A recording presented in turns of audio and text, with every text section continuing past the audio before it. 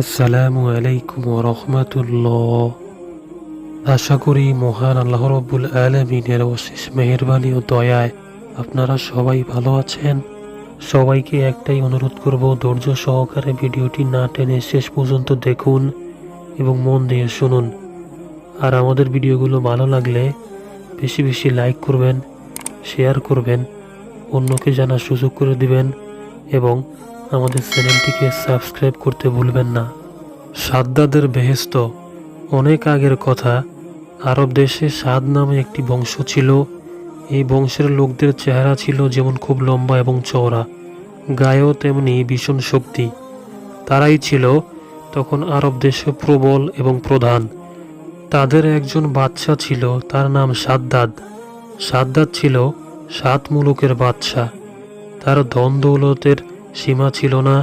হাজার হাজার সিন্ধুকে ভরা মণি, মুক্তা, হীরা, জহরত, পিলপানায় লক্ষ লক্ষ হাতি, আস্তাবলে অসংখ্য ঘোড়া, সিপাহী, শাস্ত্রী যে কত তার লেখাজোকা ছিল না।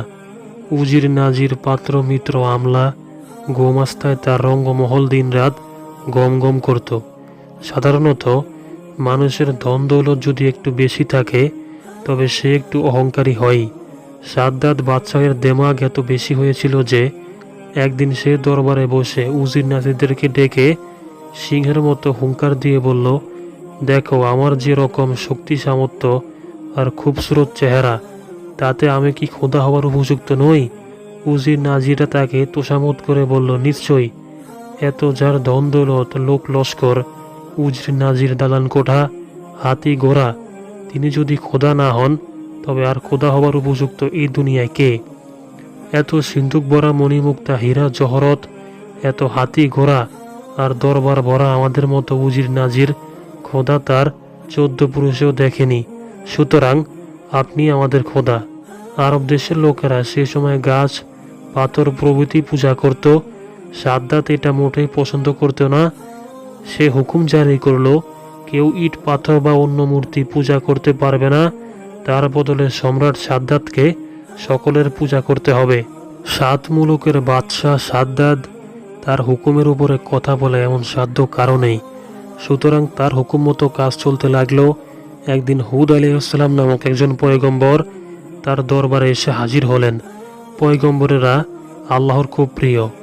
তারা নবাব বাদশাহদের ভয় করতে যাবেন কেন? হুদ আলাইহিসসালাম পয়গম্বর তাকে বললেন, তুমি নাকি খোদার উপরে খোদাগিরি করার চেষ্টা করছো? তোমার এই দুঃসাহস কেন? পরকালের ভয় যদি থাকে তবে আল্লাহ তাআলার উপর ঈমান আনো। হুদ আলাইহিসসালামের দুঃসাহস দেখে দরবারের সকলে অবাক। উজির নাজির, পাত্র মিত্র যার ভয়ে সর্বদা সশস্ত্র, স্বয়ং বেগম সাহেবা যার কথার উপরে কথা বলতে পারেন না, সামান্য একজন দরবেশ কিনা তাকে দিচ্ছে উপদেশ। এত বাচালতা! ক্রোধে সাদ্দাদের চোখ দুটো লাল হয়ে উঠল। মেঘ গর্জনের মতো হুঙ্কার দিয়ে সে জিজ্ঞাসা করল, মূর্খ ফকির, তোমার খোদাকে মানতে যাব কিসের জন্য? হুদ আলাইহিসসালাম বললেন, তিনি পরম মঙ্গলময়, তিনি দুনিয়াতে তোমাকে সুখে রাখবেন এবং মৃত্যুর পর তোমাকে বেহেশতে থাকতে দিবেন।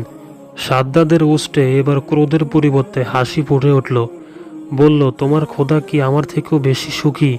হুদ আলাইহিসসালাম হেসে জবাব দিলেন, নিশ্চয়ই, খোদাও তাআলা নেক বান্দার জন্য বেহেশত তৈরি করেছেন। দুনিয়া ছেড়ে চলে গেলে পরকালে বেহেশত।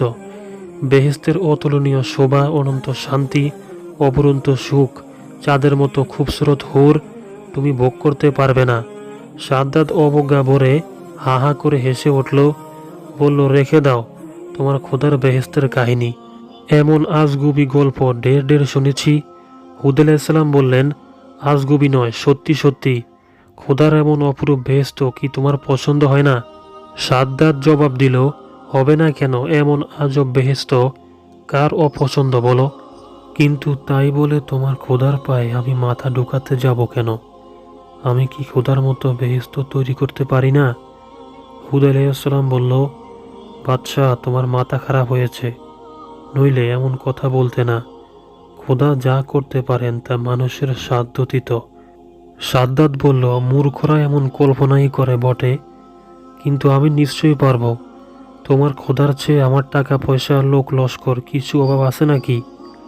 আমি দেখিয়ে দিব তোমার খোদার বেহেশত থেকে আমার বেহেশত কত বেশি সুন্দর। সাদ্দাতের কথা শুনে হুদ আলাইহিসসালাম ভয়ানক রেগে গেলেন।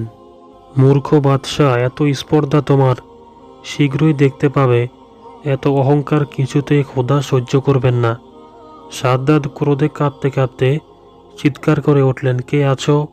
এই ভিখারিটাকে ঘাড় ধরে বের করে দাও। হুদ আলাইহিসসালাম অপমানিত হয়ে চলে গেলেন। কিছুদিন পরের কথা, বদখেয়ালি সাদ্দাত তার তাবেদার বাদশাহদের ফরমান জারি করে জানালেন, খোদার বেহেশতের চেয়ে বেশি সুন্দর করে অপর একটি বেহেশত আমি সৃষ্টি করতে সংকল্প করেছি, সুতরাং উপযুক্ত জায়গায় সন্ধান করো। হুকুম মাত্র জায়গা তল্লাশের ধুম পড়ে গেল। অনেক খোঁজাখুঁজির পর আরব দেশের ইয়মন স্থানটি সকলের পছন্দ হলো। স্থানটি লম্বায় ৮,০০০ মাইল আর চওড়ায় ছিল ৫,০০০ মাইল। বেহেশতের উপযুক্ত জায়গা পাওয়া গেছে শুনে সাদ্দাত খুশি হলো। তারপর হুকুম জারি করলো যে ৭ মুলুকে যে সব হীরা মণি মুক্তা জহরত আছে সব এক জায়গায় জড়ো করতে হবে। বাদশাহের হুকুম কেউ অমান্য করতে সাহস করল না। দেখতে দেখতে দামি দামি হীরা মণি পান্না জহরত ইয়মন মুলুকে জমা হতে লাগলো। দুনিয়ার যেখানে যত সুন্দর মূল্যবান জিনিস ছিল, বেহেশত সর্বাঙ্গ সুন্দর ইয়াকুত ও মার্বেল জোগাড় করা হলো। লক্ষ লক্ষ মজুর ও কারিগর কাজ করতে আরম্ভ করলো। দিন রাত পরিশ্রম করে ৩০০ বছর ধরে বেহেশত রচনা করা হলো। তা সত্যই বিচিত্র কারুকার্যময় ও অপূর্ব চমকপ্রদ হয়েছিল। এই বেহেশতের যে দিকে নজর দেওয়া যায় সেই দিকেই অপরূপ। চারদিকে শ্বেত পাথরের দেয়াল ও থাম, তাতে কুশলী শিল্পীদের চমৎকার কারুকার্য, দেখলে চোখ জুড়িয়ে যায়। দেয়ালের গায়ে নানা রঙের ইয়াকুত পাথর দিয়ে এমন সুন্দর লতাপাতা ও ফুল তৈরি করা হয়েছে যে ভ্রমর ও মৌমাছির জীবন্ত মনে করে তার উপরে এসে বসে। রঙ্গমহলের চারপাশে হাজার হাজার জ্বর লুণ্ঠন জ্বলছে, কিন্তু বাতির দরকার হয় না। অন্ধকার রাত্রেও সেই ঘরগুলো চাঁদের আলোর মতো স্নিগ্ধ ও উজ্জ্বল। মোহরের ধারেই বসবাস ঘর ও হাওয়াখানা। মণিমুক্তা খচিত শ্বেত ও কৃষ্ণবর্ণ পাথরের কোচ ও মেঝে সজ্জিত রয়েছে। মেঝের উপরে নানা রঙে নানা আকারের সুন্দর সুন্দর ফুলদানি, তাতে সাজানো রয়েছে জমরদ ও ইয়াকুত পাথরের নানা রকমের ফুলের তোড়া। তা থেকে আতর, গোলাপ, মেশক ও জাফরাতের খুশবু ছুটছে। মহলের চারপাশে বাগান, বাগানে সোনা রূপার গাছ, তার পাতা, ফল, ফুল নানা বর্ণের পাথর দিয়ে তৈরি। ভ্রমর ও মৌমাছিগুলো এমন সুন্দরভাবে নির্মিত যে তারা বুঝি সত্যই ফুলের উপরে বসে মধু পান করছে। সেই সব ফুল ফল থেকে যে সৌরভ বের হচ্ছে, তাতে চারদিকের বাতাস ভরভর করছে। এইসব গাছের নিচে দিয়ে কুলকুল শব্দে বয়ে চলেছে গোলাপ পানির নহর। তার পানি এত স্বচ্ছ যে মনে হয় তরল মুক্তার ধারা বয়ে যাচ্ছে। সেই নহরের ধারে ধারে হীরামণি মুক্তার বাঁধানো ঘাট, সেখানে চুনি পান্নার তৈরি শত শত সুন্দরীরা যেন গোসল করছে। তারপরে নাচঘর, কোনো ঘরে ওস্তাদেরা হাত নেড়ে মাথা দুলিয়ে নানা অঙ্গ তৈরি করে গান করছে, বাদ্যযন্ত্র বাজাচ্ছে। কোনো ঘরে কিন্নকুণ্ঠী সুন্দরী বালিকারা তালে তালে নাচছে এবং গান গাইছে। এরাই সাদ্দাতের বেহেশতের হুরি। নানা দেশ বিদেশ থেকে সংগ্রহ করে এদের এখানে জমায়েত করা হয়েছে। তাদের পাশে দাঁড়িয়ে নাচছে চাঁদের মতো খুবসুরত হাজার হাজার কুচি কুচি বালক। অনিন্দ সুন্দর করে বেহেশত নির্মাণ করা হয়ে গেল। সাদ্দাতকে সংবাদ দেওয়া হলো। সে তখন অধীন নবাব বাদশাদিককে হুকুম জারি করে জানিয়ে দিল তারা যেন শীঘ্রই সাদ্দাতের সহিত মিলিত হয়। তাদের সঙ্গে নিয়ে সে তার বেহেশত দেখতে যাবে। প্রজাগণকে আমোদ আহ্লাদ করবার হুকুম দেওয়া হলো। বাদশাহের হুকুম মেনে তারা নাচ করতে লাগলো এবং হরদম বাজি পোড়াতে লাগলো। এক শুভ দিনে সুন্দর সুসজ্জিত ঘোড়ায় চড়ে পাত্র মিত্র উজির নাজির লোকলস্কর সৈন্য সামন্ত সঙ্গে নিয়ে ঢাক ঢোল কারা না কারা দামামা বাজাতে বাজাতে হাজার বাদশাহ তার শিষ্ট বেহেশত দেখতে চলল। গল্প গুজব করতে তারা এগিয়ে চলল। দূর থেকে নজর পড়ল বেহেশতের একটা অংশ এত চমকপ্রদ, এত জমকালো যে চোখ ঝলসে যেতে লাগলো। আনন্দে সাদ্দাতের মুখ দিয়ে কথা সরল না। তারপর একটু সামনে গিয়ে ধীরে ধীরে বলতে লাগলো, ওই আমার বেহেশত, ওই বেহেশতের সিংহাসনে আমি খোদা হয়ে বসবো, আর তোমরা হবে আমার ফেরেশতা। হুর যখন হাত পা নেড়ে নাচবে আর গাইবে তখন কি মজাই না হবে। উজির নাজির ওমরাগণ তার কথায় সায় দিয়ে তোষামত করে তাকে খুশি করতে লাগলো। এমনি করতে করতে তারা বেহেশতের দরজায় এসে হাজির হলো। সাদ্দাত সকলের আগে আগে যাচ্ছিল। সে বেহেশতের দ্বারদেশে একটি রূপবান যুবক দাঁড়িয়ে থাকতে দেখতে পেল। তার সুন্দর চেহারা দেখে খুশি হয়ে তাকে জিজ্ঞাসা করলো, তুমি কি এই বেহেশতের দারোয়ান? যুবক উত্তরে বলল, আমি মালাকুল মউত। সাদ্দাত চমকে উঠে জিজ্ঞাসা করলো, তার মানে? যুবক উত্তরে বলল, আমি আজরাইল, তোমার প্রাণ বের করে নিয়ে যাবার জন্য আল্লাহ আমাকে পাঠিয়েছেন। সাদ্দাত ক্রোধে উন্মুক্ত হয়ে উঠল, চিৎকার করে বলল, সাবধান, আমার সঙ্গে তামাশা। কে আছিস বলে অন্যের প্রতীক্ষা না করে নিজেই খাপ থেকে তরবারি বের করে যুবককে কাটতে অগ্রসর হলো। কিন্তু কি আশ্চর্য, তার হাত উঁচু হয়ে রইল। উত্তেজনায় শরীর দিয়ে দর দর দ্বারায় ঘাম নির্গত হতে লাগলো। চিৎকার করে বলল, সৈন্যগণ, শয়তানকে মাটিতে পুঁতে ফেলো। যুবক অট্টহাসি হেসে প্রশ্ন করল, কই তোমার সৈন্য সামন্ত? সাদ্দাত পিছন ফিরে দেখতে পেল তার লোক লস্কর সৈন্য সামন্ত একেবারে নিশ্চিহ্ন হয়ে গেছে। ভয়ে সে ঠকঠক করে কাঁপতে লাগলো। তারপর ভীত কণ্ঠে বলল, সত্যি তুমি কি আজরাইল? আজরাইল বলল, হ্যাঁ, দেরি করবার ফুরসত আমার নেই, আমি এখনই তোমার প্রাণ বের করে নেব। সাদ্দাত চারদিকে অন্ধকার দেখতে লাগলো। সে শিশুর মতো নিশ্চয়ভাবে ভেউ ভেউ করে কেঁদে উঠল। মিনতি করে বলল, একটু সময় আমাকে দাও ভাই আজরাইল, অনেক সাধ করে আমি বেহেশত তৈরি করেছি, একটিবার আমায় তা দেখতে দাও। এই বলে সে গোড়া থেকে নামবার চেষ্টা করলো। মেঘের মতো গর্জন করে আজরাইল বলল, খবরদার, এক পা এগিয়ে আসবে না। সাদ্দাত হাউমাউ করতে শুরু করে দিল। সেই অবস্থাতেই আজরাইল তার প্রাণ বের করে নিয়ে চলে গেল। তারপর কি হলো, হঠাৎ একটা ভীষণ আওয়াজের সঙ্গে সঙ্গে সাদ্দাতের অতি সাদের বেহেশত, তার শ্রী ঐশ্বর্য, লোকলস্কর, উজির নাজির, পাত্র মিত্র সব কিছু চোখের পলকে মাটির মধ্যে বিলুপ্ত হয়ে গেল। দুনিয়ার উপরে তার আর কোনো চিহ্নই রইল না। শুধু মানুষের মনে চিরদিনের মতো আঁকা হয়ে রইল দাম্ভিক অহংকারের শাস্তি কিরূপ ভয়ঙ্কর। তাওরিকের কিতাবে লিখিত আছে, একদিন আল্লাহ রব্বুল আলামিন হযরত আজরাইল আলাইহিস সালামকে জিজ্ঞাসা করলেন যে, হে আজরাইল, তুমি দীর্ঘকাল যাবৎ জীবনের জান কবজের দায়িত্ব পালন করেছ। কোনো জান কবজের সময় কখনো কি তোমার অন্তরে দয়ার উদ্রেক হয়েছে? কখনো কি কারো প্রতি দয়া দেখিয়েছ? আজরাইল আলাইহিস সালাম বললেন, হে মহান রব, জান কবজকালে সকলের উপরই আমার রহম আছে, কিন্তু সর্বদা আপনার হুকুমের প্রাধান্য দিয়ে থাকি। আল্লাহ পাক বললেন, কার প্রতি তোমার সর্বাধিক দয়া হয়েছিল? আজরাইল আলাইহিস সালাম বললেন, হে আমার রব, আপনার নির্দেশে আমি একদিন একটি নৌকা ধ্বংস করেছিলাম। যখন নৌকার তক্তাসমূহ ভেঙে চূর্ণ বিচ্ছিন্ন করে ফেললাম, তখন নৌকাটি পানিতে নিমজ্জিত হয়ে গেল। নৌকার যাত্রীদের সকলের জান কবজ করা হলো। একজন মহিলা একটি তক্তা ধরে বেশে থেকে একটা দ্বীপ পর্যন্ত চলে গেল। দ্বীপে পৌঁছার পর উক্ত মহিলার একটি পুত্র সন্তান জন্ম হলো।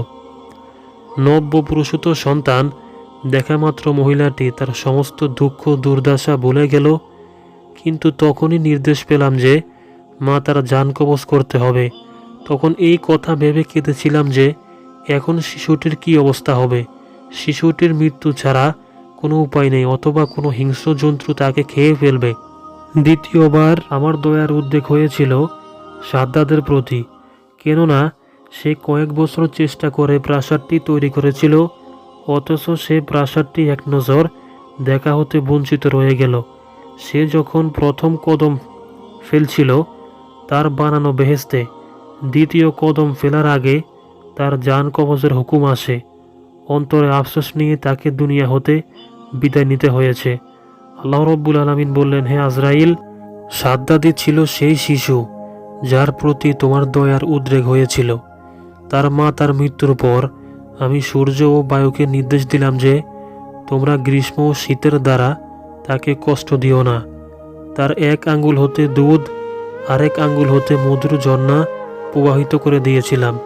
এভাবে আমি তার জীবন রক্ষা করি। সুবহানাল্লাহ। অতঃপর তাকে বিশাল দেহের প্রতাপশালী বাদশা বানিয়েছি, কিন্তু সে এই নিয়ামতের শুকরিয়া আদায় না করে খোদাই দাবি করেছে, তাই আমার আযাব তাকে গ্রাস করেছে। আল্লাহ রব্বুল আলামিন স্বয়ং পবিত্র কোরআনে উল্লেখ করেছেন যে, হে নবী, সাদ্দাত পৃথিবীতে এমন প্রাসাদ নির্মাণ করেছিল, পৃথিবীর কোনো বাদশাহ কোনো দিনই তেমন প্রাসাদ নির্মাণ করতে পারেনি। 40 গজ নিচ থেকে মর্মর পাথর তার প্রাসাদের ভিত্তি স্থাপন করা হলো। তার উপর স্বর্ণ ও রূপ নির্মিত ইট দিয়ে প্রাচীর তৈরি করা হয়। সোনা ও রূপার দ্বারা অপূর্ব বৃক্ষসমূহ, ফলে তৈরি করা হয়েছিল মণিমুক্তা ও হীরা, জহরতের তৈরি বিভিন্ন ধরনের ফল শোভা পাচ্ছিল। পৃথিবীর সমস্ত নাম করা রাজা বাদশাহ বরবাদ হয়েছেন, আযাবে গ্রেপ্তার হয়েছেন। অনেকে নিজেকে খোদা দাবি করেছেন, যেমন নমরুদ, ফেরাউন, সাদ্দাত প্রমুখ। তারা আল্লাহর আযাবে পতিত হয়েছেন। পক্ষান্তরে নবী ও রাসূলগণ ছিলেন দরিদ্র। সবচেয়ে দরিদ্র ছিলেন ঈসা আলাইহিস সালাম। তার সম্বল ছিল তার পরনের কাপড়, একটা লোটা আর বালিশ। নবীরা দিনের পর দিন না খেয়েও থেকেছেন, কষ্ট করেছেন, বিনিময়ে আল্লাহর অনুগ্রহ লাভ করেছেন। নবীরা হয়েছেন সফল আর নাফরমান বাদশারা হয়েছেন ধ্বংস। এসব ঘটনা থেকে শিক্ষা নেওয়ার ব্যাপার আছে। বর্তমানেও দেখা যায় দেশের শাসকবর্গ অন্যায় দুর্নীতির মাধ্যমে টাকার পাহাড় গড়েছেন, অহংকারী হয়েছেন। দেশের উন্নয়ন হয়নি, দেশবাসী বিরক্ত হয়ে তাদের বিরুদ্ধে অবস্থান নিয়েছেন। অথচ মানুষের বুদ্ধি আছে, বিবেক আছে, শুধুমাত্র নবীদের জীবন আদর্শ মানলেই সফলতা। আর নমরুদ, ফেরাউন, আবু জাহেল, সাদ্দাতের আদর্শে ধ্বংসপতন। তবে হাদিসে এমনও আছে, যখন মানুষ গুমরাহির চরমে পৌঁছে যায়, তখন তাদের উপর অত্যাচারী বাদশাহ চাপে দেওয়া হয়। তখন কোনো বুজুর্গের করা দোয়াও আল্লাহ কবুল করেন না। তাই ধমকের সুরে বলা হয়েছে, তোমরা জালিমকে জুলুম করা হতে নিবৃত্ত করতে থাকো, সৎ কাজের আদেশ দাও, অসৎ কাজে বাধা প্রদান করো।